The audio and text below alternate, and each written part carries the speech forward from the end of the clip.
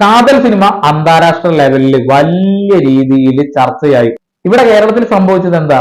ഒരുപാട് മത സമുദായത്തിൽപ്പെട്ട ആളുകൾ സിനിമയെ താഴ്ത്തി കെട്ടാൻ ശ്രമിക്കുന്നു. മമ്മൂക്കയെ ഇഷ്ടപ്പെടാത്ത മറ്റുള്ള നടന്മാരുടെ ആരാധക വൃത്തത്തിലുള്ള ആളുകൾ ചവിട്ടി താഴ്ത്താൻ ശ്രമിക്കുന്നു.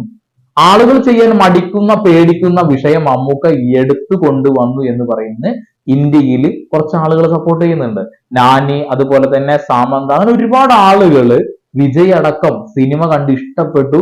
മമ്മൂക്കയ്ക്ക് ഇത് കഴിയൂ എന്ന് പറഞ്ഞൊരവസ്ഥ ഇവിടെ ഉണ്ടായിട്ടുണ്ട്.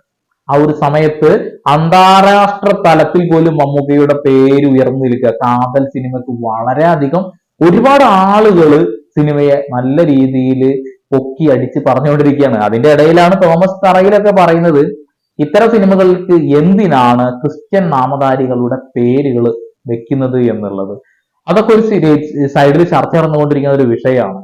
അപ്പോഴൊക്കെ മമ്മൂക്ക അത് കടലും കടന്ന് കരയും കടന്ന് എവിടൊക്കെയോ എത്തിച്ചു എന്നുള്ളതാണ്. ചെറിയ ബഡ്ജറ്റിൽ വന്ന ഒരു സിനിമ ഇത്ര അധികം ആളുകളിലേക്ക് എത്തണമെങ്കിൽ, ഇത്ര അധികം ആളുകൾ അത് സ്വീകരിക്കണമെങ്കിൽ ഈ വിഷയത്തെ കൈകാര്യം ചെയ്ത രീതി, ആ ഒരു സിനിമ എടുത്തു വെച്ചൊരു രീതി, അത് അപ്രിഷിയേറ്റ് ചെയ്തേ ഒക്കുള്ളൂ. ഇവിടെ തോമസ് തറയിലെ പോലെയുള്ള ആളുകൾ പറയുന്ന കാര്യങ്ങൾ നമ്മൾ വകവയ്ക്കരുത് എന്നാണ് എനിക്ക് പറയുന്നത്. ഒരു സംവിധായകന്റെ ആവിഷ്കാര സ്വാതന്ത്ര്യത്തെ പോലും ചോദ്യം ചെയ്യുന്ന രീതിയിലാണ് ഇപ്പൊ ഇവിടെ നടന്നുകൊണ്ടിരിക്കുന്നത്. ഇപ്പൊ കേരളത്തിന്റെ പോക്ക് ആ രീതിയിലാണ്. അപ്പോ ഒരിക്കലും സിനിമകൾ മാത്രം ചർച്ച ചെയ്യുന്ന നമ്മുടെ ഈ ഒരു ചാനലിൽ അത്തരം വിഷയങ്ങൾ സംസാരിക്കേണ്ടതായിട്ടില്ല. മമ്മൂക്കയുടെ ഈ ഒരു സിനിമ വലിയ രീതിയിൽ അന്താരാഷ്ട്ര തലത്തില് ചർച്ചയായി. മലയാളത്തിന്റെ കഥ ന്യൂയോർക്ക് ടൈംസിലാണ് ഈ ഇതിനെ സിനിമയെ കുറിച്ചിട്ടുള്ള ഒരു പങ്ക്തി വന്നത് എന്നുള്ളതാണ്. സത്യം പറയിച്ചിട്ടുണ്ടെങ്കിൽ നല്ല സിനിമകള് ലോകം അംഗീകരിക്കും, നല്ല വിഷയങ്ങൾ ലോകം അംഗീകരിക്കും എന്നുള്ള കാര്യത്തിൽ തർക്കങ്ങളൊന്നും വേണ്ട. അതിനുള്ള ഉത്തമ ഉദാഹരണം തന്നെയാണ് കാതൽ സിനിമയിലെ മമ്മൂക്കയുടെ പ്രകടനത്തിന് കിട്ടിയിട്ടുള്ളത്.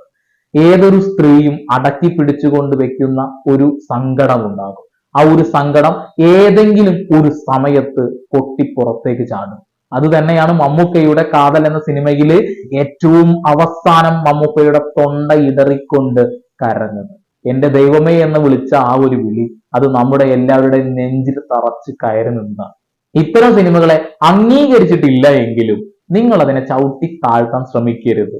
കാരണം സിനിമ എന്ന് പറയുന്ന ഒരു വലിയ കലയെ നമ്മൾ സപ്പോർട്ട് ചെയ്യുക എന്നുള്ളതാണ്.